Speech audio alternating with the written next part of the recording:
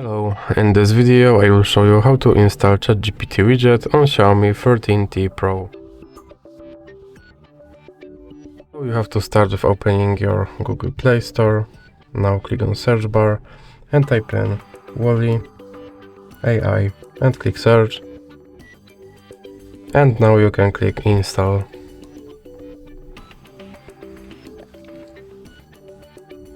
And here you can click open.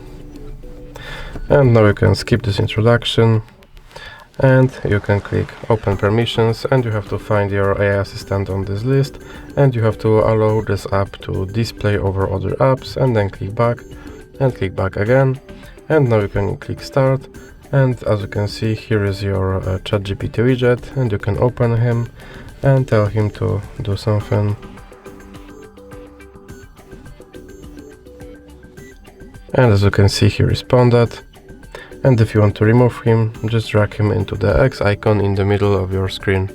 So that's it for this video. If you liked it, please remember to leave like and subscribe.